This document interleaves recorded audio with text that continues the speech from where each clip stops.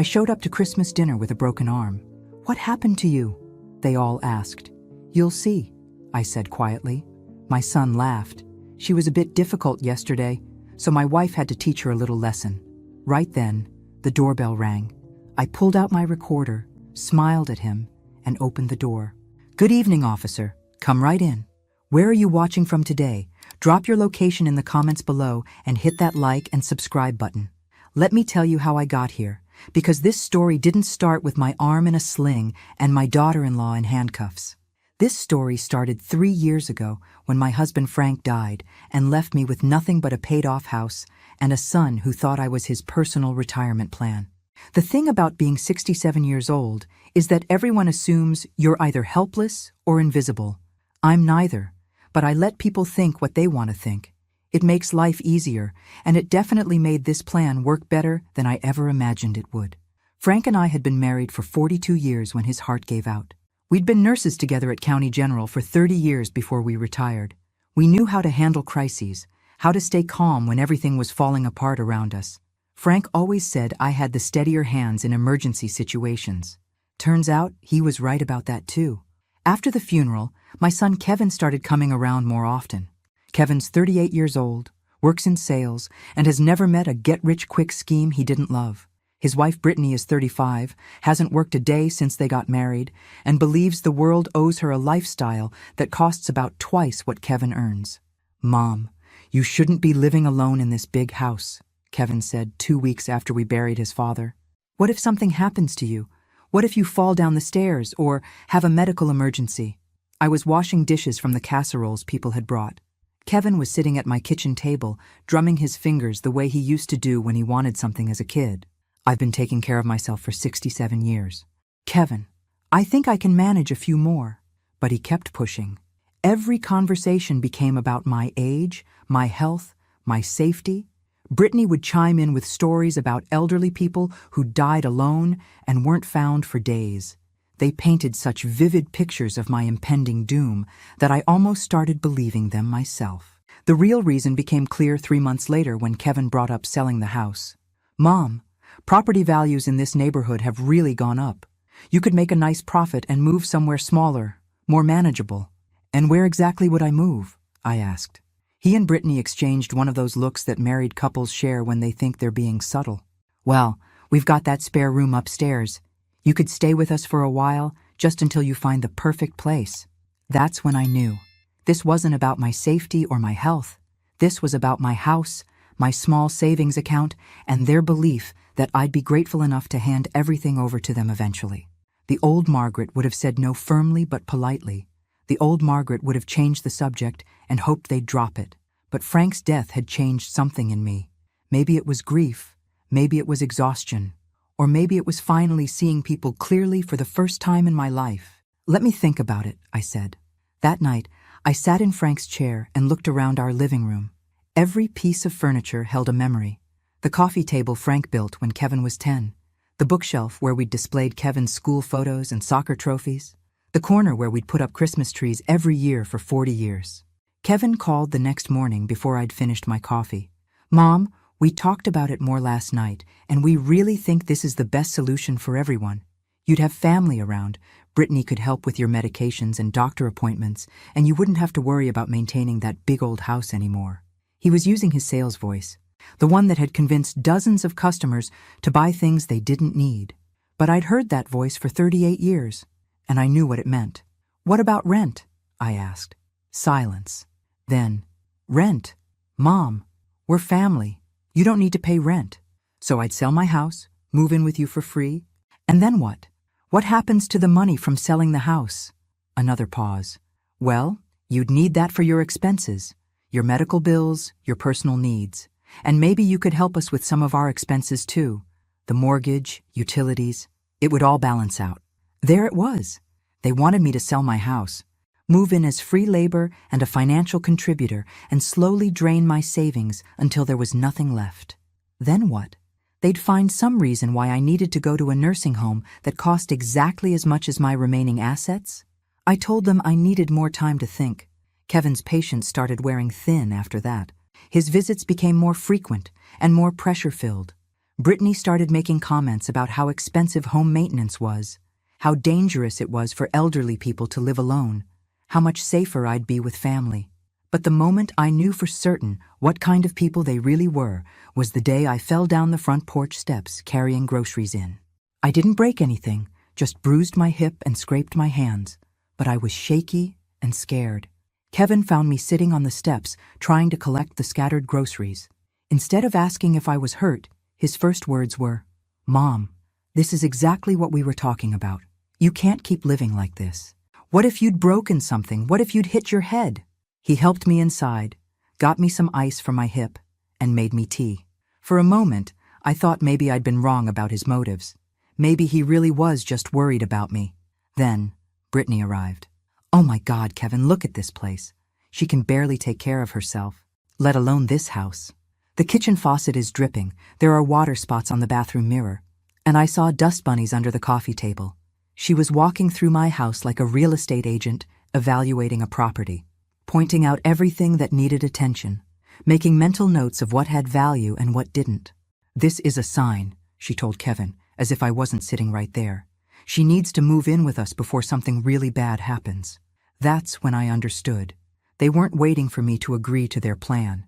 They were waiting for me to become desperate enough that I'd have no choice but to agree. And you know what? I decided to give them exactly what they wanted. I moved in with Kevin and Brittany on a rainy Thursday in October, 3 months after Frank died. They helped me pack what they called my essentials: clothes, medications, and a few personal items. Everything else would stay in the house until we decided what to do with it. The spare room they'd prepared for me was actually Brittany's craft room, hastily cleared out. Her cutting table was now folded against one wall, her fabric bins stacked in the closet, and her sewing machine covered with a sheet in the corner. She'd hung one of those little wooden signs that said, "Home Sweet Home," on the wall. The kind you buy at craft stores when you want something to look welcoming, but don't want to put in any actual effort. "I know it's not much," Brittany said, standing in the doorway while I unpacked my suitcase. "But it's temporary, right? Just until we find you something perfect." Perfect. I folded Frank's old sweater and put it in the dresser drawer that smelled like Brittany's vanilla candles. "It's fine, dear. I appreciate you making room for me." The first week was all performance. Brittany cooked meals she'd seen on Pinterest and acted like having me there was the highlight of her day. Kevin brought me coffee in bed and asked how I'd slept. They introduced me to their friends as Kevin's mom, who's staying with us while she transitions to a smaller place. Transition. Like I was a displaced refugee instead of a woman who'd owned her own home for 40 years.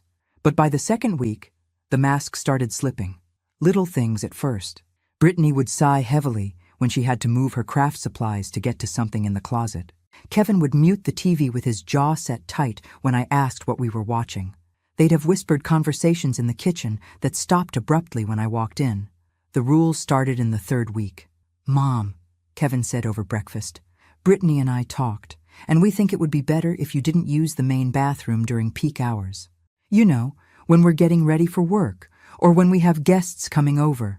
There's a half bath downstairs that would probably be more convenient for you anyway." The half bath was a cramped space under the stairs with no natural light and a toilet that ran constantly. But I smiled and said that sounded reasonable. The next rule came a few days later. I couldn't use the living room TV during prime time hours because that's when Kevin and Brittany relaxed after work.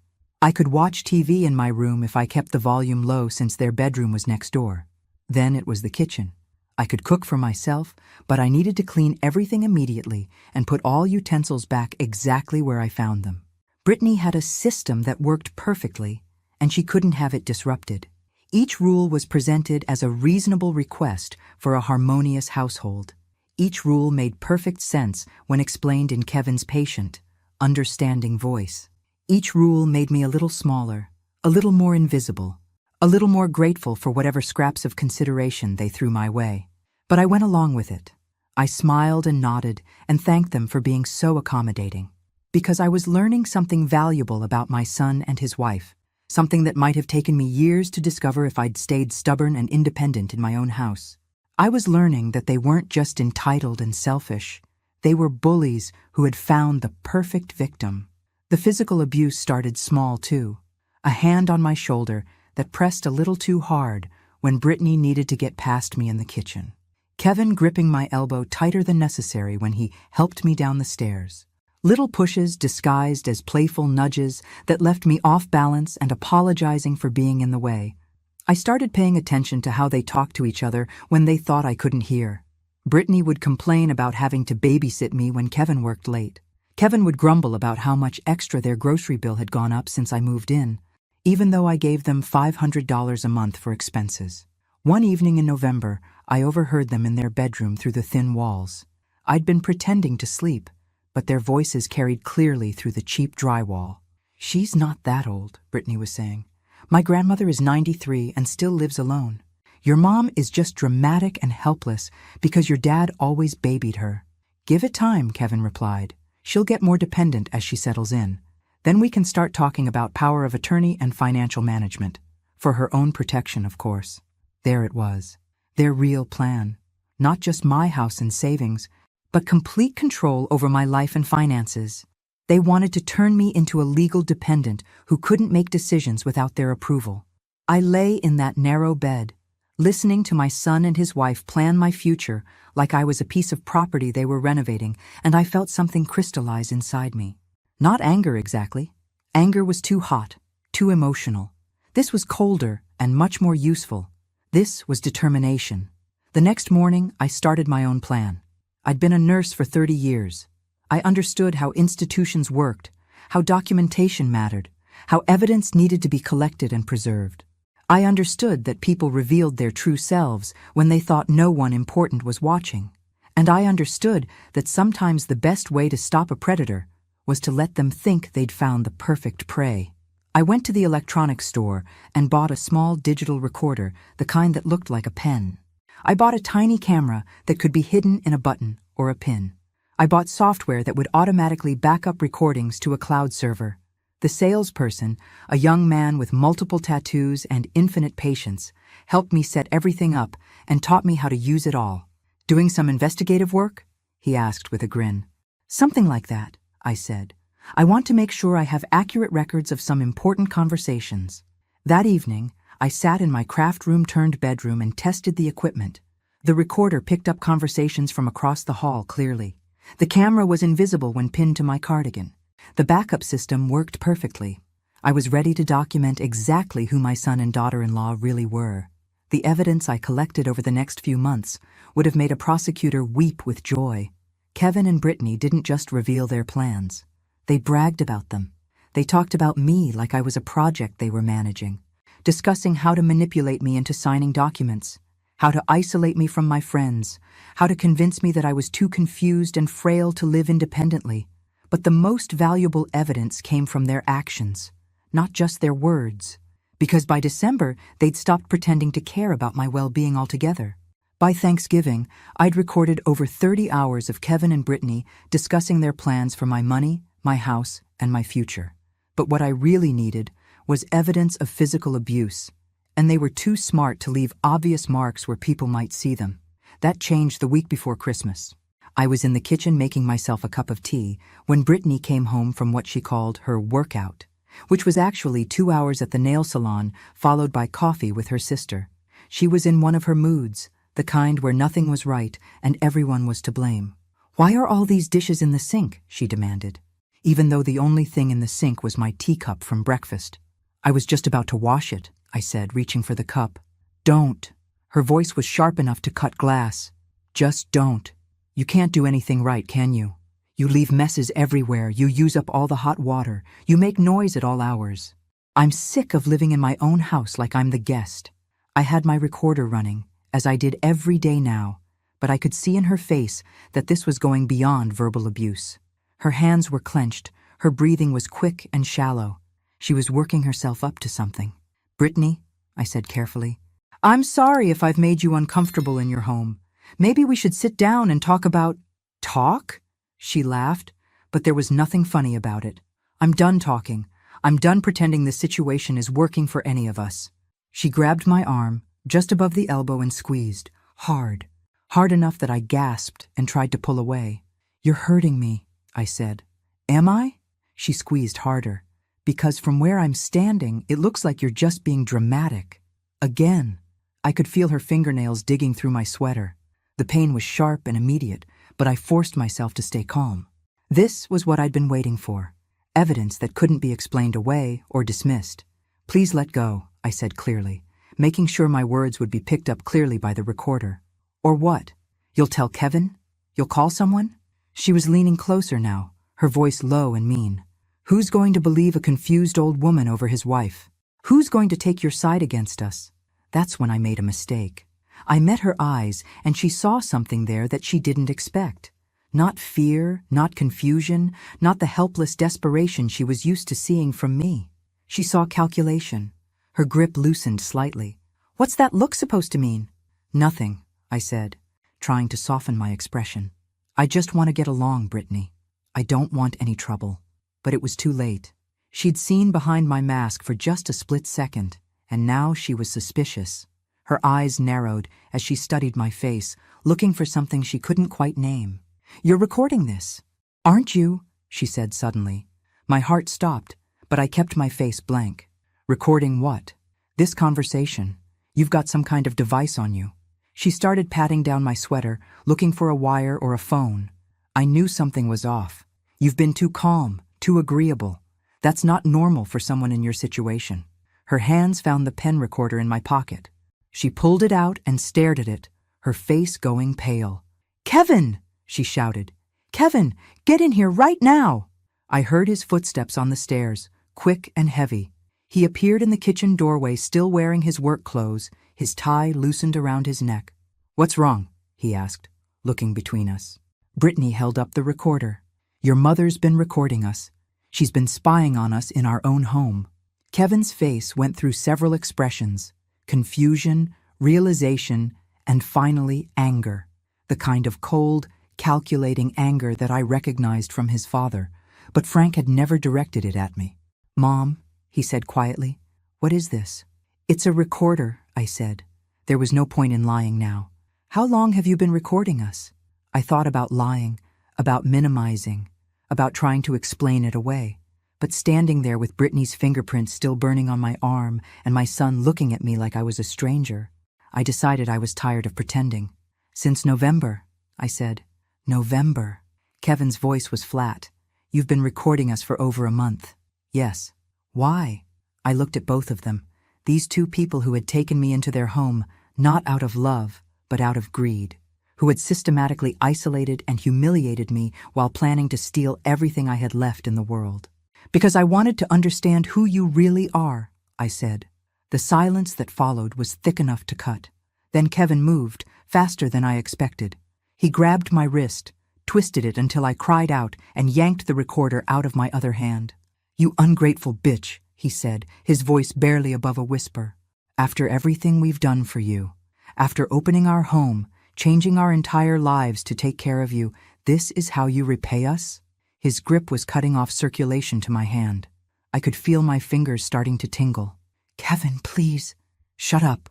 He was breathing hard now, his face flushed with rage. Just shut up and listen to me.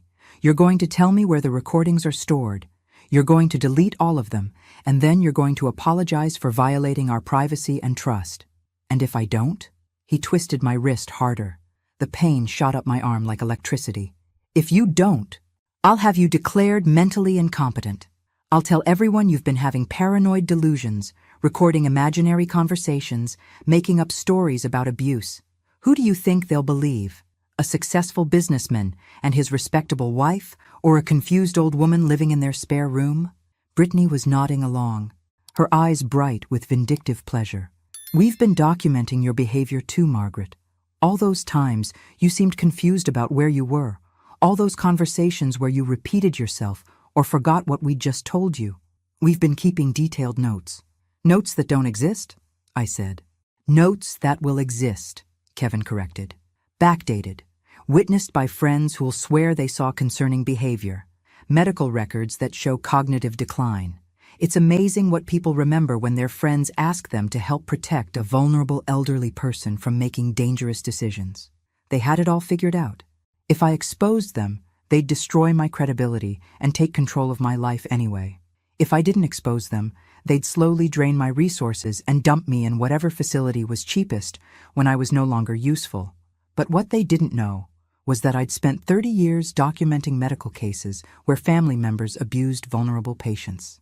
I knew exactly how their strategy worked because I'd helped doctors and social workers build cases against people just like them. And I'd learned something important from those cases. The abusers always got overconfident. "Okay," I said quietly. "You win. I'll delete the recordings." Kevin's grip loosened slightly. "Smart choice. Where are they stored?" "On the recorder and on my phone." "Get your phone." I pulled out my phone with my free hand and started tapping through the menus, pretending to look for the files. What I was actually doing was sending a pre-written text message to a number I'd programmed weeks ago. "It's taking a while," Brittany said impatiently. "I'm not very good with technology," I said, which was perfectly true 3 months ago and a complete lie now. "I'm trying to find the right app." I hit send on the message, then deleted the evidence of sending it. "Here," I said, showing them a folder on my phone that contained some test recordings I'd made of myself reading grocery lists. "But I should tell you there's a backup system." Kevin snatched the phone out of my hand and deleted the folder without listening to the files. "Where's the backup?" "In the cloud. Automatic upload. I don't know how to delete those." That was when Brittany lost what was left of her temper. She slapped me. Hard. Hard enough that my head snapped to the side and I felt my lips split against my teeth. "You stupid old woman!" she screamed. "How dare you? How dare you spy on us and then try to threaten us with backup files?" Kevin was staring at her, shocked by the escalation. "Brittany, no!" She was completely unhinged now. "I'm sick of tiptoeing around her feelings and pretending this is normal. She's been recording us for months, Kevin. Recording us in our own bedroom, probably listening to our private conversations, planning to use them against us somehow." She hit me again, this time with her closed fist, right in the stomach. I doubled over, gasping, and she grabbed a handful of my hair and yanked my head back up. "Delete the backup files," she snarled into my face. "Figure out how to delete them, or I swear I'll make you sorry you ever set foot in our house." What she didn't know was that I was already sorry I'd ever set foot in their house. But I was about to be very glad I'd had the foresight to prepare for this moment, because the text message I'd sent was going to change everything. The text message I sent said exactly 4 words. "Emergency plan active now." Dr. Jennifer Walsh received it while she was having dinner with her family. She'd been my primary care physician for 8 years, and more importantly, she'd been Frank's doctor during his final illness. She knew me well enough to know I wasn't prone to drama or false alarms. More importantly, she knew that 6 weeks earlier, I'd come to her office with a carefully planned story about being concerned about my safety living with Kevin and Brittany.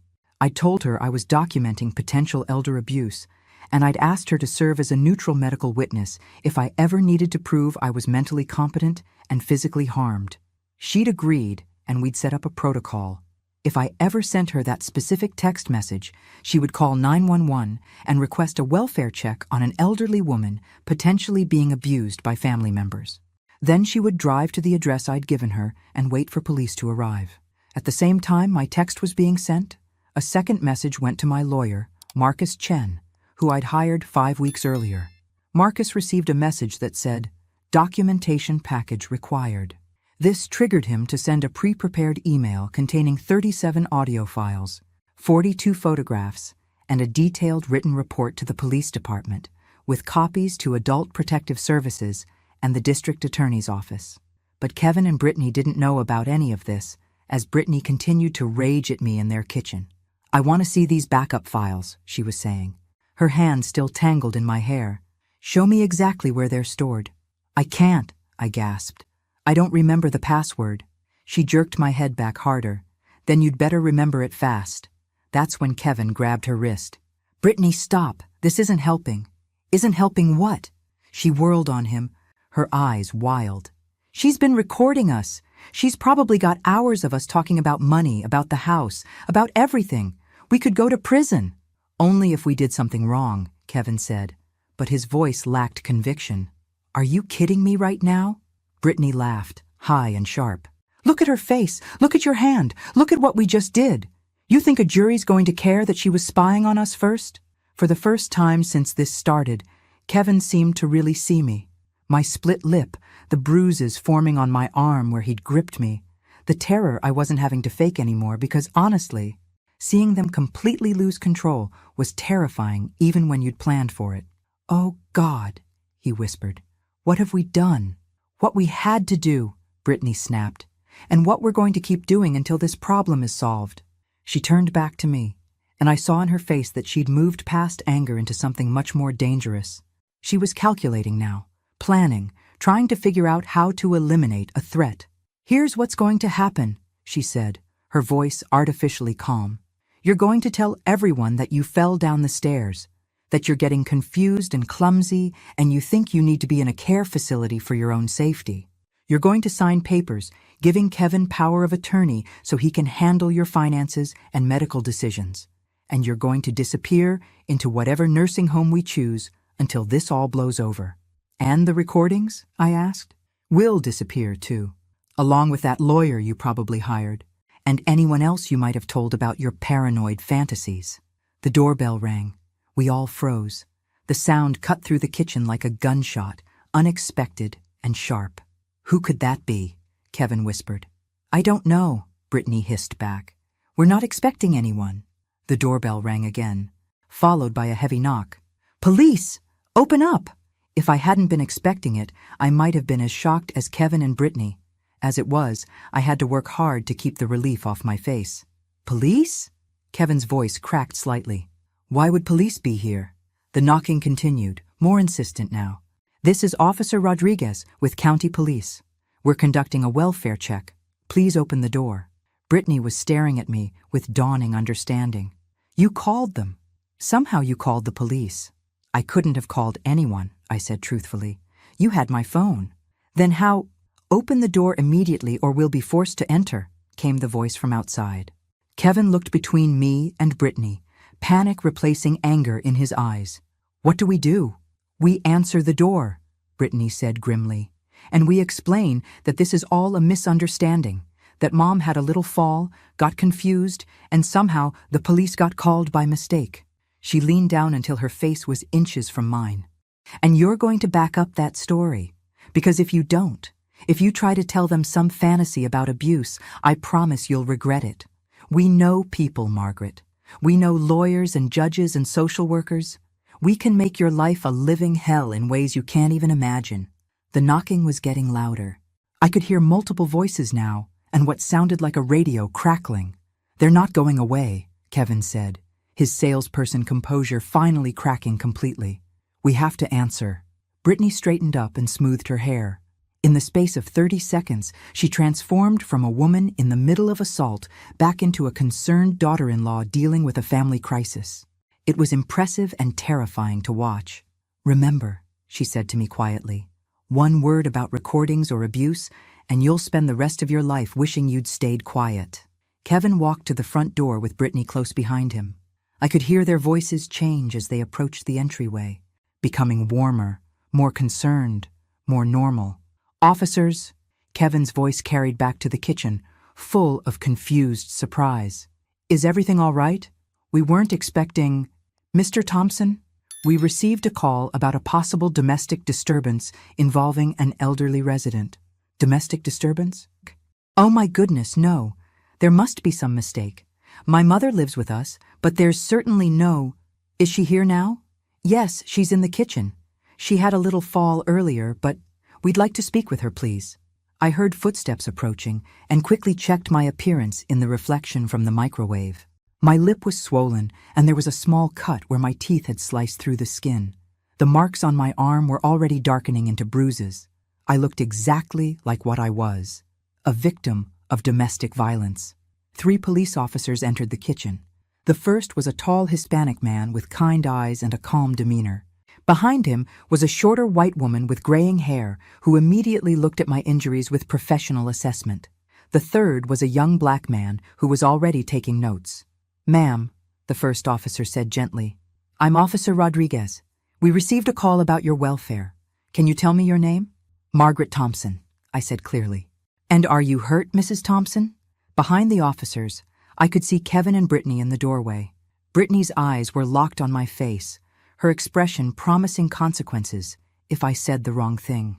This was the moment everything depended on. This was where I had to decide whether I was brave enough to see this through, whether I trusted the system I'd spent months preparing to support my story. I looked at Officer Rodriguez's kind face, then at the female officer who was clearly experienced in domestic violence cases, then at Kevin and Brittany, who were holding their breath waiting for my answer. "Yes," I said quietly. "I am hurt, and I'm scared." The officers exchanged glances. The woman stepped closer to me, while Rodriguez turned to face Kevin and Brittany. "Sir, ma'am, I'm going to need you to wait in the living room while we speak with Mrs. Thompson privately." "Now wait just a minute," Kevin started, his sales voice kicking in automatically. "This is our house, and that's my mother. If there's been some kind of misunderstanding—" "There's no misunderstanding," the female officer said firmly. "This is a welfare check on a vulnerable adult. We need to speak with her alone. Please wait in the living room." After they left, Officer Rodriguez pulled out a small recorder, ironically similar to the one Kevin had taken from me. "Mrs. Thompson, I'm Officer Rodriguez. This is Officer Chen, and Officer Williams is taking photographs. We're going to record this conversation for everyone's protection. Is that all right with you?" "Yes," I said. "Can you tell me what happened to your face and arm?" I took a breath and began telling the truth for the first time in months. 20 minutes later, I was sitting in the back of an ambulance while a paramedic named Tom checked my injuries and photographed them for evidence. Through the open doors, I could see Kevin and Brittany being questioned separately by police officers. Brittany kept gesturing wildly with her hands, her voice getting higher and more defensive. Kevin was using his calm, reasonable tone, but I could see sweat stains under his arms even though it was December and cold. "You've got bruising consistent with finger grip marks here on your upper arm," Tom said, gently manipulating my elbow. "And this split lip is fresh. When did these injuries occur?" "About an hour ago," I said. "Any other injuries we should know about?" I rolled up my sleeve and showed him the bruises from the past few weeks. Yellow and green ones that were healing, darker ones that were newer. Tom photographed each one carefully and made detailed notes on his tablet. "Mrs. Thompson," he said quietly, "I've been doing this for 15 years. These injuries are consistent with ongoing physical abuse. I'm glad you called for help." "I didn't call," I said, "but I'm glad someone did." He looked at me curiously, but didn't ask follow-up questions. That's when Dr. Walsh appeared at the ambulance doors. "Margaret, thank goodness. Are you all right?" Officer Chen, who had been standing nearby, stepped forward. "Ma'am, are you family? I'm Dr. Jennifer Walsh, Margaret's primary care physician. She sent me an emergency text, so I came right over." Chen looked at me. "You sent a text message?" "Yes," I said. "To Dr. Walsh. We had arranged a safety protocol in case I ever felt I was in immediate danger." "When did you arrange this?" 6 weeks ago. I went to Dr. Walsh because I was concerned about my living situation here. I asked her to help me document potential abuse." "Doctor." Walsh pulled out her phone and showed Officer Chen the message I'd sent. "Emergency plan active now. We agreed that if I ever received this specific message, I would call 911 and come to the address immediately." "And why did you feel you needed this kind of safety protocol?" This was the moment I'd been preparing for months. This was where my careful documentation would either save me or fail me completely. "Because my son and daughter-in-law have been physically and emotionally abusing me while planning to steal my assets," I said clearly. "And I've been recording evidence of it for 2 months. The reaction was immediate. Officer Chen called Officer Rodriguez over, and I found myself explaining the whole story again while Dr. Walsh confirmed my mental competency and Tom continued documenting injuries. "Where are these recordings now?" Rodriguez asked. "My lawyer has copies of everything. His name is Marcus Chen, no relation to Officer Chen, I assume. I hired him 5 weeks ago specifically to handle the evidence I was collecting." Rodriguez was taking notes rapidly. "And you say you've been planning this for 2 months?" "I've been documenting abuse for 2 months. I've been planning my escape from an abusive situation. Tonight wasn't supposed to happen yet. But when they found my recording device and became violent, I had to activate my emergency plan earlier than intended." Officer Chen's radio crackled. She answered it, then looked at Rodriguez. "Detective Morrison is en route. He wants to speak with the complainant before she goes to the hospital." "Hospital?" I asked. "Ma'am, You need to have these injuries properly documented and treated. Standard protocol in domestic violence cases. Dr. Walsh nodded. I'll follow you there and make sure you get a complete evaluation. That's when I heard Kevin's voice getting louder from the front yard. This is ridiculous. She's confused and paranoid. We've been taking care of her out of the kindness of our hearts, and this is how she repays us? By making up stories and wasting police resources? I looked toward the sound of his voice and saw him gesturing toward the ambulance. Several neighbors had come outside to see what was happening. Mrs. Peterson from next door was standing on her front porch in her bathrobe, arms crossed, watching the whole scene. Brittany was crying now, or at least making crying sounds. She's been acting so strange lately, she was telling Officer Williams. Paranoid, forgetful, talking to herself. We've been trying to figure out how to get her the help she needs. But she's been resistant to seeing a doctor about her mental state. That's interesting, Dr. Walsh said loudly enough for Brittany to hear. Because Margaret has been seeing me regularly, and her mental status has been completely normal. In fact, she scored perfectly on cognitive assessments as recently as last week. Brittany's fake crying stopped abruptly. She stared at Dr. Walsh with obvious confusion. Who are you? Brittany demanded. I'm Dr. Walsh, Margaret's physician. And you are? I'm her daughter-in-law. I live with her. I think I'd know better than some doctor who sees her once in a while whether she's been acting strange. Dr. Walsh pulled out her phone again. I have detailed notes from 6 separate appointments where Margaret specifically discussed her fears about being abused by family members. I also have cognitive assessments, depression screenings, and medication reviews that show no signs of mental impairment or confusion. Officer Rodriguez walked over to join the conversation. Ma'am, are you saying Mrs. Thompson has been telling her doctor about abuse for weeks? Since November 3rd, Dr. Walsh said, consulting her phone. She came in asking me to help her document what she believed was escalating elder abuse. She was articulate, logical, and showed no signs of paranoia or delusion. She was planning ahead to protect herself. The neighbors were getting closer now, clearly listening to every word. I could see Mrs. Peterson whispering to her husband, and the young couple from across the street recording everything on their phones. Kevin's face was getting redder by the minute. She never told us she was unhappy. She never said anything about abuse. If she was really being hurt, wouldn't she have said something? Most victims of domestic abuse don't report it immediately, Officer Chen said matter-of-factly. Especially elderly victims who are financially dependent on their abusers. They often feel they have no choice but to endure the situation. But we're family, Brittany protested. We took her in when she had nowhere else to go. We've been supporting her, feeding her, giving her a place to live, while planning to steal her house and life savings, I said quietly from the ambulance. The yard went completely silent. Even the neighbors stopped whispering. Kevin and Brittany stared at me with identical expressions of shock and fury. That's... Kevin started, then stopped. That's what? Officer Rodriguez prompted. That's not true, Kevin finished weakly. I have recordings, I said. Hours of them. Conversations about how to manipulate me into signing over power of attorney. Discussions about selling my house, plans to have me declared mentally incompetent if I resisted, and physical abuse that escalated tonight when they found out I was documenting everything. Officer Chen was writing furiously in her notebook. These recordings, they cover what time period? November through today. My lawyer has copies of all of them, along with photographs of previous injuries and detailed documentation of the psychological abuse. Detective Morrison chose that moment to arrive.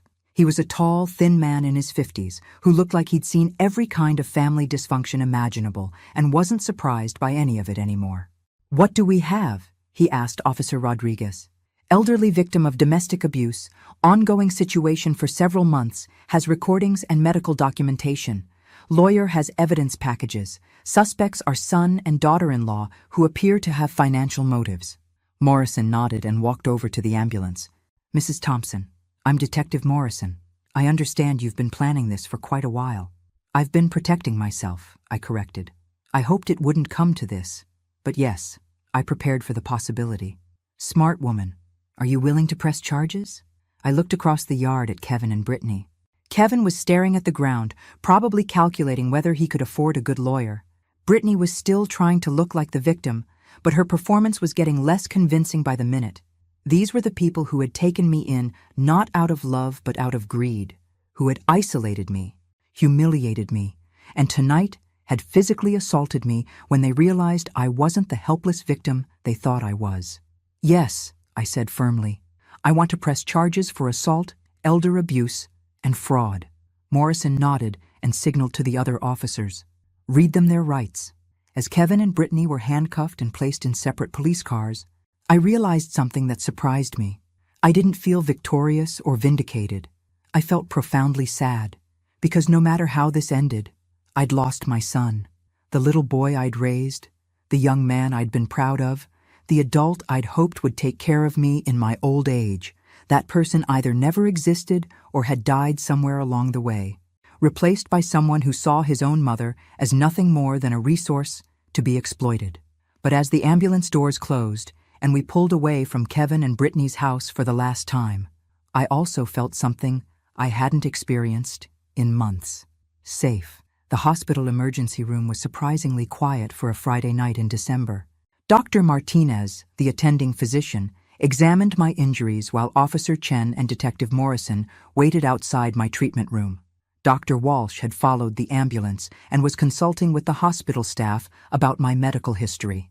You're going to have significant bruising for the next week or two, Dr. Martinez said as she applied antibiotic ointment to my split lip. The finger marks on your arm are textbook examples of grip injuries. I'm going to recommend some x-rays to make sure there's no damage to the underlying bone. Is that necessary? Mrs. Thompson, you're 67 years old. Elder abuse injuries can be more serious than they initially appear, especially if there's been ongoing violence. I want to make sure we document everything properly for the legal case. While I was getting x-rays, Marcus Chen arrived. My lawyer was a small, energetic man in his early 40s who specialized in elder law and had built his reputation by taking on families who abused vulnerable adults. Margaret, he said as I was wheeled back from radiology, I sent the documentation package to Detective Morrison an hour ago. 47 audio files, 36 photographs, financial records showing their plans to fraudulently gain control of your assets, and medical documentation of escalating abuse. What happens now? Now they get arrested, formally charged, and we make sure they never have access to you or your assets again. I've already filed for an emergency restraining order that will prevent them from contacting you or entering your property. Dr. Walsh appeared in the doorway. How are you feeling, Margaret? Like I've been hit by a truck, I said honestly, but also like I can breathe again for the first time in months. I've been reviewing the recordings Marcus sent me, she said. The psychological abuse alone would be enough to support criminal charges. Combined with tonight's physical assault and the financial fraud they were planning, the prosecutor should have a very strong case. Detective Morrison knocked on the doorframe. Mrs. Thompson, can I ask you a few more questions? Of course. He sat down in the visitor's chair and pulled out a small recorder. I've been reviewing the evidence your lawyer provided. This is impressive documentation. How long have you been planning this? I thought about that question carefully. I started recording in November when I realized they were planning to steal from me. But I think I started really planning my escape the day I moved in with them and saw how they looked at me. What do you mean? They looked at me like I was a problem to be solved, not a person to be cared for. Everything they did after that was about managing me, not helping me. I just needed time to prove it. And the emergency plan with Dr. Walsh? I knew that if they ever found out I was documenting their abuse, they'd escalate to violence. I needed witnesses who could verify my mental competency and respond quickly if I was in immediate danger. Morrison nodded approvingly. Smart thinking. A lot of elder abuse victims don't have the resources or the presence of mind to plan ahead like this. I was a nurse for 30 years, I said. I've seen what happens to elderly people who don't advocate for themselves. I wasn't going to become another statistic. Dr. Martinez returned with my x-ray results. Good news, no fractures, but you're going to be sore for a while. I'm prescribing some pain medication and muscle relaxants. You'll need to follow up with Dr. Walsh in a few days to monitor the healing process. Doctor, Detective Morrison said, in your professional opinion, are these injuries consistent with Mrs. Thompson's account of assault? Absolutely. The bruising pattern, the timing, the mechanism of injury, everything supports her statement. These are defensive injuries combined with grip marks from someone holding her against her will. After Dr. Martinez left, Marcus pulled up a chair next to my hospital bed. Margaret, we need to talk about next steps. You can't go back to Kevin and Brittany's house, obviously. Do you have somewhere safe to stay? I realized I hadn't thought beyond getting away from them. I suppose I could get a hotel room until I figure something out. What about your own house? Dr. Walsh asked. You never sold it, did you? No, it's still mine. Kevin and Brittany kept saying we needed to wait for the right market conditions. I think they were hoping I'd become dependent enough on them that I'd sign it over without selling it. Then you can go home, Marcus said.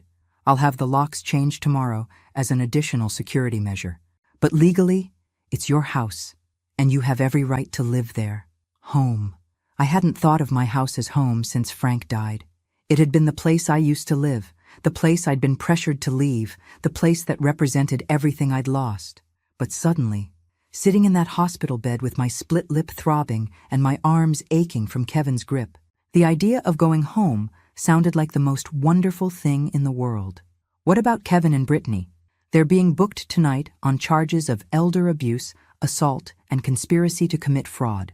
They'll probably be released on bail tomorrow, but the restraining order will be in effect by then. They won't be allowed within 500 feet of you or your property. Detective Morrison closed his notebook. Mrs. Thompson, I want you to know that this is one of the most well-documented elder abuse cases I've ever seen. Between your recordings, the medical evidence, and the financial documentation, the prosecutor should be able to secure convictions on multiple felony charges.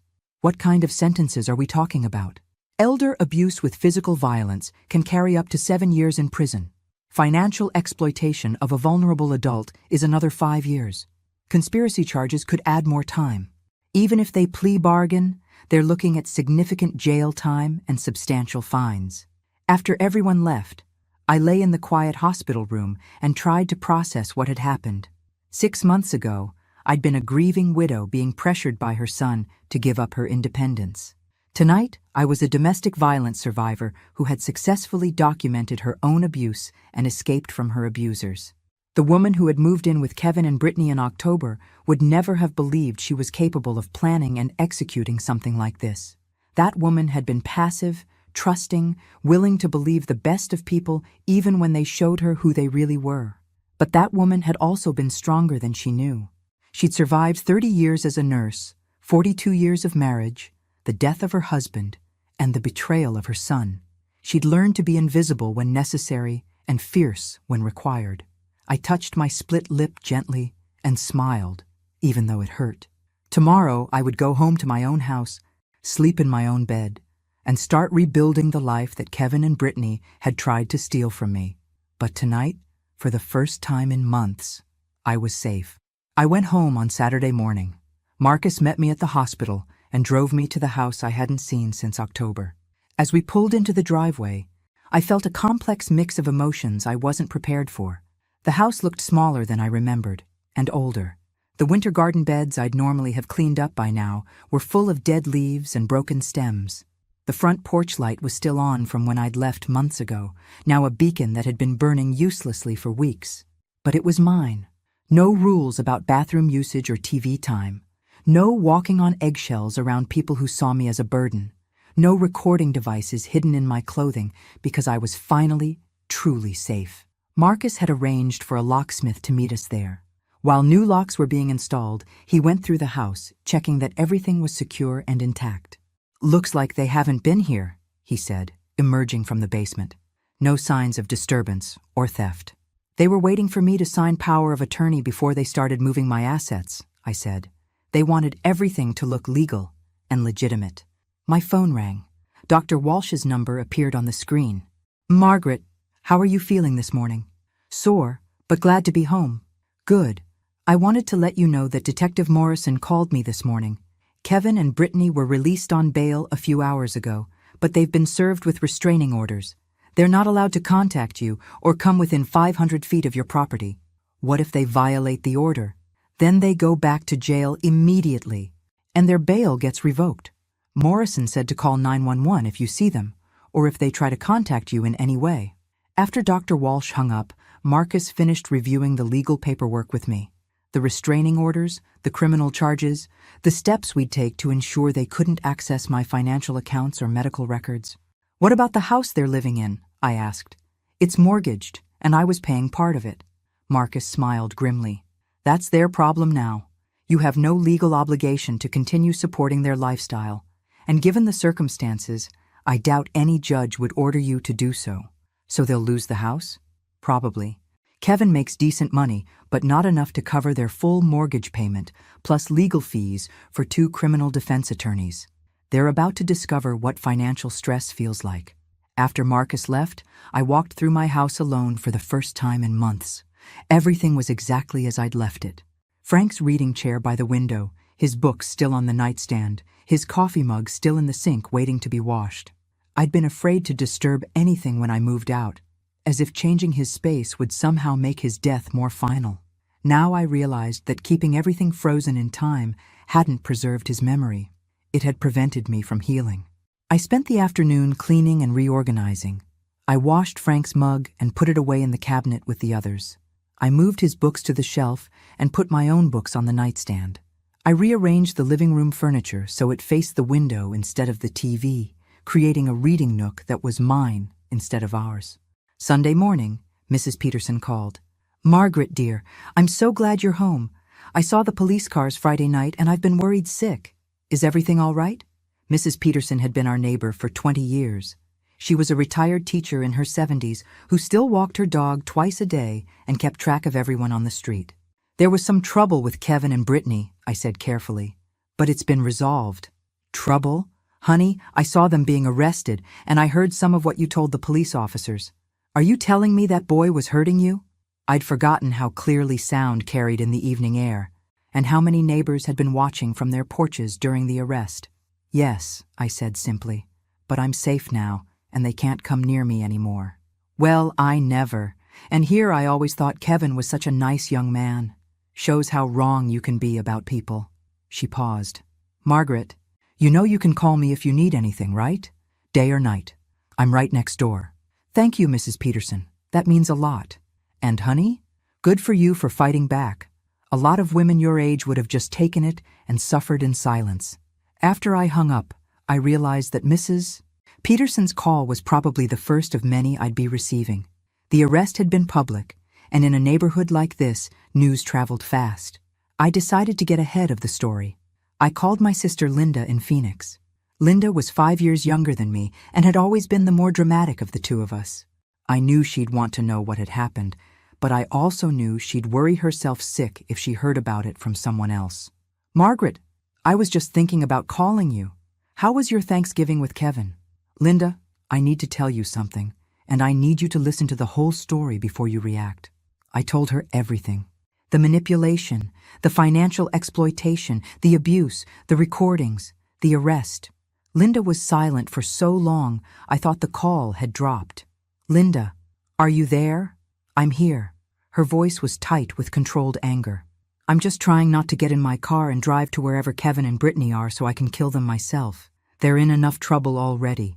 "Are you really okay? Are you hurt? Do you need me to come stay with you?"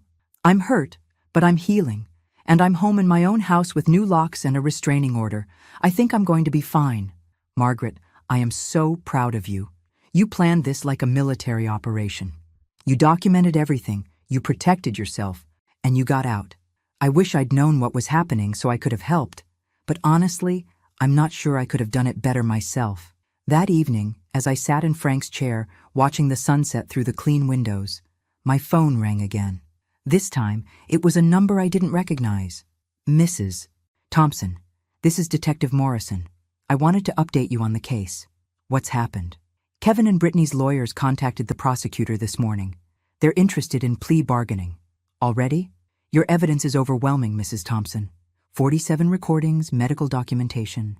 Financial records showing their intent to defraud you. Their lawyers know they can't win this case at trial. They're going to try to minimize jail time by pleading guilty to reduce charges." "What does that mean for me?" "It means you probably won't have to testify in court. It also means they'll be convicted felons with criminal records, which will make it much harder for them to exploit vulnerable people in the future." After Morrison hung up, I made myself a cup of tea and sat down with a legal pad to make a list. Not a to-do list this time, but a list of things I wanted in my new life. I wanted to travel. Frank and I had always planned to see Europe after he retired, but cancer had stolen that dream from us. There was no reason I couldn't go alone. I wanted to volunteer. 30 years of nursing had taught me how to help people, and there were plenty of organizations that needed volunteers who understood healthcare and advocacy. I wanted to reconnect with friends I'd lost touch with after Frank died. Grief had made me withdraw from social connections, but isolation had made me vulnerable to Kevin and Brittany's manipulation. Most importantly, I wanted to trust my own judgment again. For months, I'd been told I was confused, paranoid, and unreliable. Even though I'd never believed it completely, the constant gaslighting had made me doubt my own perceptions. But I'd been right about Kevin and Brittany. I'd seen through their manipulation, documented their abuse, and planned my escape flawlessly. I wasn't a confused old woman who needed to be managed. I was a competent adult who had survived a dangerous situation through intelligence and careful planning. As I finished my tea, I realized I was looking forward to tomorrow for the first time since Frank died. Not just getting through tomorrow, but actually excited about what it might bring. Tomorrow, I would call a travel agent. Monday morning brought unexpected visitors. I was having coffee and reading the newspaper when the doorbell rang. Through the peephole, I saw two women I didn't recognize standing on my front porch. "Mrs. Thompson, I'm Janet Morrison from Channel 7 News, and this is my cameraman Dave.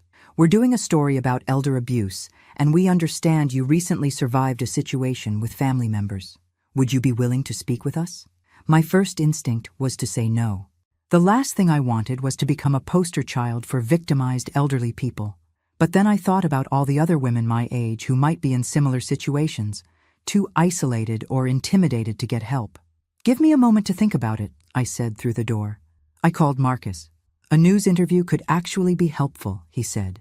"Public awareness about elder abuse is important, and your story demonstrates that victims can fight back successfully. But you don't have to do it if you're not comfortable." What would I say? The truth, that elder abuse is real, that family members are often the perpetrators, and that victims need to document everything and seek help before it escalates to violence. I opened the door and invited the news crew inside. Janet Morrison was a woman in her 50s with intelligent eyes and a warm manner. She set up the interview in my living room and asked thoughtful questions that focused on the broader issues rather than sensational details. "Mrs. Thompson, what would you want other elderly people to know about recognizing abuse from family members?" "I would want them to know that financial pressure is often the first warning sign," I said. When adult children suddenly become very interested in their parents' living arrangements, their medical care, or their financial management, it's worth asking why. Are they genuinely concerned, or do they have their own financial motivations? "How did you find the courage to document the abuse?" I realized that no one was going to save me except myself. I could either accept being victimized, or I could gather evidence and fight back. At my age, I didn't have time to waste hoping things would get better on their own. What advice would you give to someone who thinks they might be in a similar situation? Document everything. Keep records of conversations. Take photographs of injuries. Tell trusted friends or medical professionals what's happening. And don't wait for the abuse to escalate to violence before seeking help. The interview aired that evening during the local news. Janet Morrison had edited it sensitively, focusing on prevention and empowerment rather than exploitation. She'd also included information about elder abuse hotlines and resources. My phone started ringing before the segment ended. "Margaret, it's Dr. Walsh. I just saw the interview. You were wonderful. I hope it helps someone." "I'm sure it will. You've already helped more people than you know." The next call was from Linda. "Margaret, you were on TV. You looked so strong and composed. I'm proud of you for speaking out." Then Mrs. Peterson. "Margaret, dear, you were amazing. I recorded it so I can show it to my book club. We've been talking about this exact issue, how to protect ourselves as we get older." But the call that meant the most came an hour later from a number I didn't recognize. "Mrs. Thompson, you don't know me, but my name is Carol Stevens. I saw your interview tonight, and I wanted to thank you." "Thank me?" "My daughter and her husband have been pressuring me to sell my house and move in with them. They keep talking about how dangerous it is for me to live alone. how I need family support. But after listening to your story, I'm realizing that their sudden interest in my welfare coincides pretty closely with their financial problems. What are you going to do? I'm going to call my lawyer tomorrow and make sure my affairs are in order. And I'm going to start paying closer attention to their behavior and motivations. We talked for 20 minutes. Carol was 73, a retired librarian whose daughter and son-in-law had been subtly but persistently pressuring her to make changes that would benefit them financially. She'd been feeling guilty for resisting their suggestions, wondering if she was being selfish or stubborn. Your story made me realize that trusting my instincts isn't selfish, she said. It's survival. After we hung up, I realized that sharing my story publicly had been the right choice. If it helped even one person avoid what I'd gone through, it was worth the loss of privacy. Tuesday morning, Detective Morrison called with an update. The plea negotiations are moving quickly, he said. Kevin is looking at 18 months in prison plus 3 years probation. Brittany is looking at 12 months plus probation. They'll also be required to pay restitution for your medical expenses and counseling. What about the financial fraud charges? Those are being dropped in exchange for the guilty pleas on the abuse charges. It's not ideal, but it guarantees convictions and jail time without putting you through a lengthy trial. When will this be finalized? Probably within the next 2 weeks. Their lawyers want this resolved quickly, and frankly, so does the prosecutor. Your case is so well documented that taking it to trial would be a waste of resources. That afternoon, I called a travel agent. I want to take a cruise, I told her. Somewhere warm, somewhere I can relax and not think about anything stressful for a while. How does the Mediterranean sound? We have a lovely 14-day cruise leaving from Barcelona in February. It hits all the classic ports: Rome, Florence, Athens, Istanbul. That sounds perfect. Will you be traveling alone? Yes, and I'm very much looking forward to it. After I booked the cruise, I called Dr. Walsh to discuss travel vaccines and medical clearances. Then I called Linda to tell her my plans. Margaret, that's wonderful. You deserve a vacation after everything you've been through. I keep thinking Frank would have loved this cruise. We talked about seeing the Mediterranean someday. So, take him with you, Linda said softly. Take his memory. Take the love you shared. Take all the dreams you made together. Just because he's not physically there doesn't mean he can't be part of the experience. That evening, I pulled out the photo albums Frank and I had made during our 42 years together. I found pictures of us at Niagara Falls during our honeymoon, at the Grand Canyon when Kevin was 10, at Kevin's graduation from college. Looking at them didn't make me sad the way it used to. Instead, it reminded me that I'd had 42 years of happiness with someone who loved me genuinely and unconditionally. Kevin and Brittany had tried to steal my future, but they couldn't steal my past. And now that I was free from them, my future was mine to design. I was going to make it count. 2 weeks later, I was sitting in a courthouse conference room watching Kevin and Brittany enter guilty pleas when I learned something that changed everything I thought I knew about their plan. The plea hearing was routine. Kevin pled guilty to elder abuse and assault. Brittany pled guilty to elder abuse and assault. Both accepted the negotiated sentences, 18 months for Kevin, 12 months for Brittany, plus probation and restitution. But as we were leaving the courthouse, Detective Morrison pulled me aside. Mrs. Thompson, there's something else you should know. During the investigation, we executed a search warrant on Kevin and Brittany's house. We found some things that weren't part of the original case, but they might interest you. What kind of things? Financial documents, insurance policies, and evidence that this wasn't their first attempt at elder abuse. He handed me a manila envelope. Marcus has copies of everything, but I thought you might want to see this yourself. I waited until I got home to open the envelope. Inside were photocopies of documents that made my blood run cold. The first was a life insurance policy on Frank that I'd never seen before. Kevin was listed as the beneficiary, and it had been purchased 3 months before Frank died. The premium payments came from an account I didn't recognize. The second was a series of emails between Kevin and someone named David Chen, not my lawyer, but apparently a private investigator. The emails discussed accelerating timeline and eliminating obstacles and making it look natural.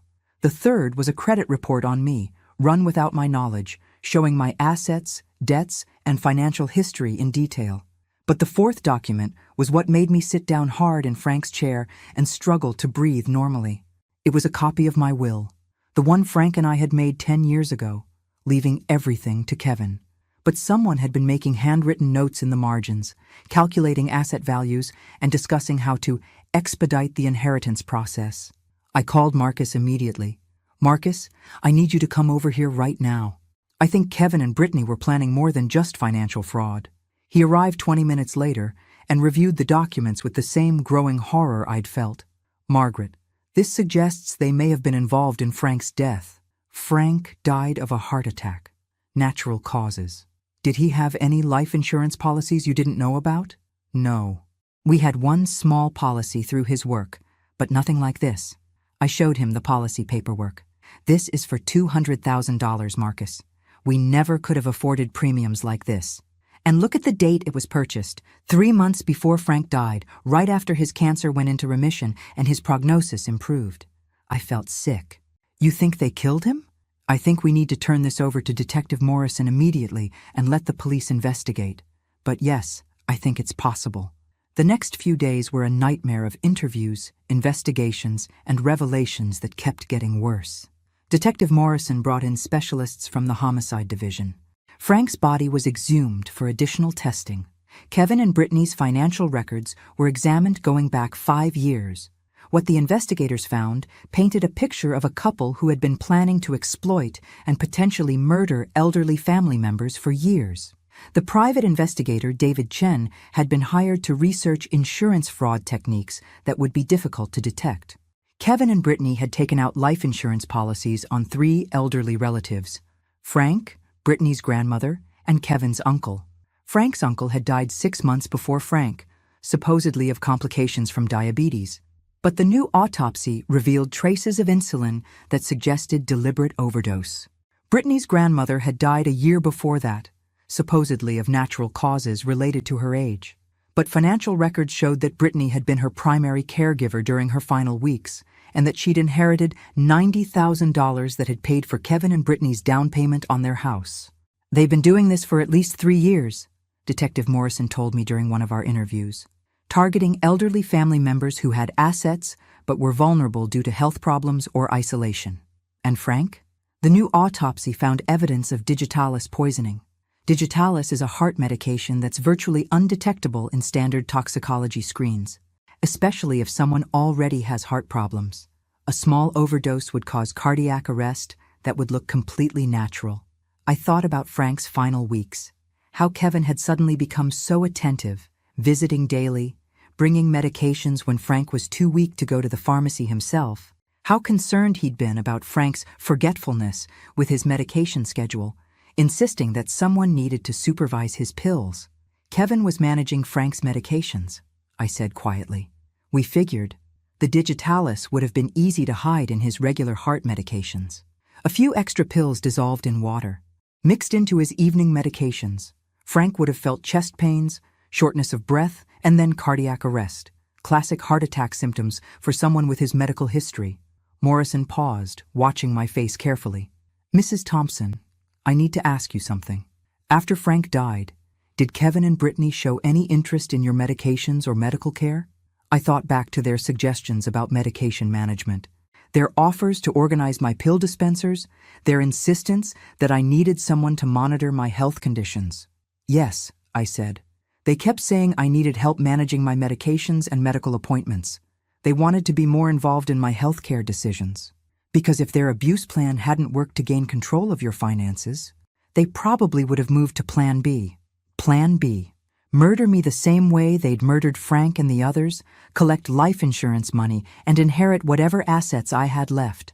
The thought that I'd come that close to dying, not just from abuse, but from premeditated murder, left me shaky and nauseated for days. But it also filled me with a fierce pride in my own survival instincts. Something had told me not to trust them completely. Something had warned me to be careful, to document everything, to plan my escape route. That something had probably saved my life. The new charges against Kevin and Brittany were filed a week later. Murder in the first degree for Frank, Brittany's grandmother, and Kevin's uncle. Attempted murder for the plot against me. Insurance fraud. Conspiracy to commit murder. Their bail was revoked immediately. They were looking at life in prison without possibility of parole. I was sitting in my living room reading the news coverage when Linda called. "Margaret, are you okay?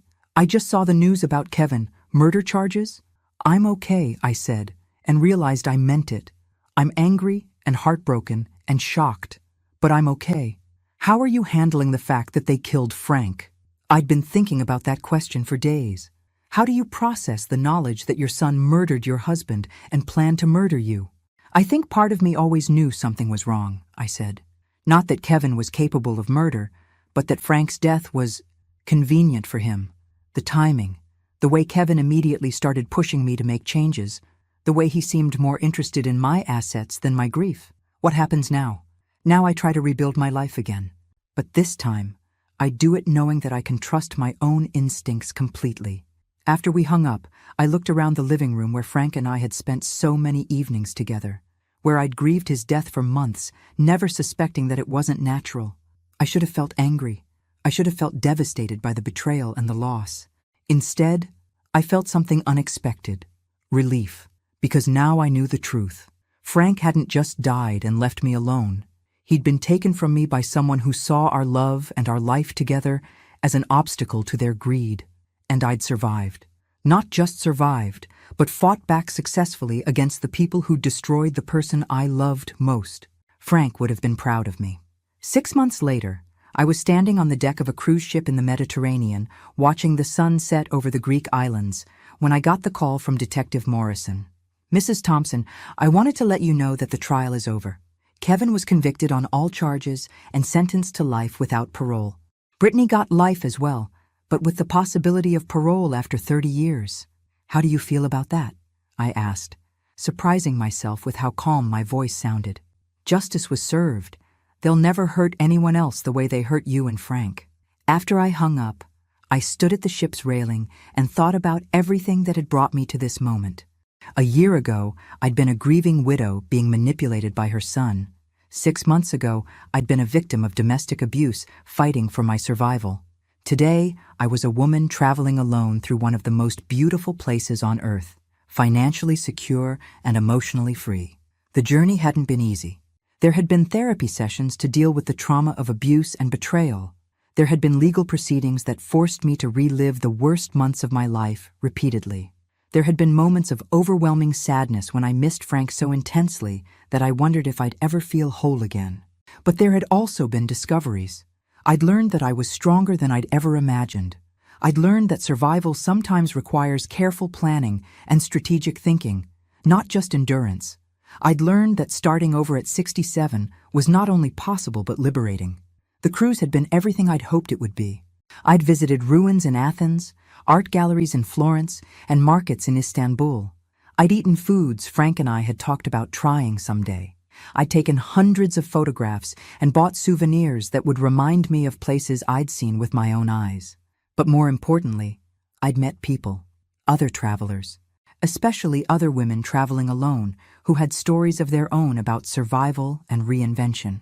Women who had left abusive marriages, women who had started new careers after their children grew up, women who had refused to disappear quietly into elderly invisibility.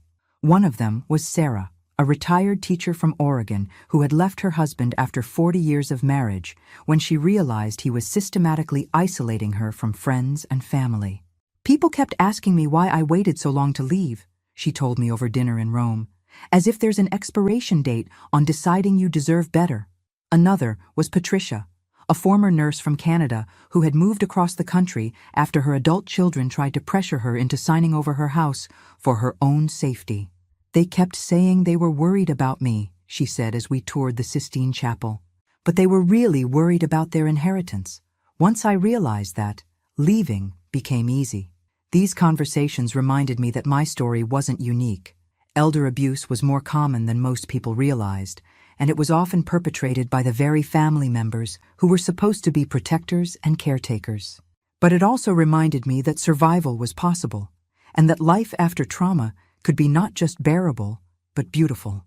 On my final night aboard the ship, I was invited to join the captain's table for dinner. It was an honor reserved for passengers who had made the cruise special in some way. though I wasn't sure what I'd done to earn the invitation. Captain Rodriguez was a charming man in his 50s who had been sailing for 30 years. During dinner, he asked about my travels and my plans for the future. "This is my first time traveling alone," I told him. "My husband died 2 years ago, and I thought I might be too nervous to enjoy it, but it's been wonderful."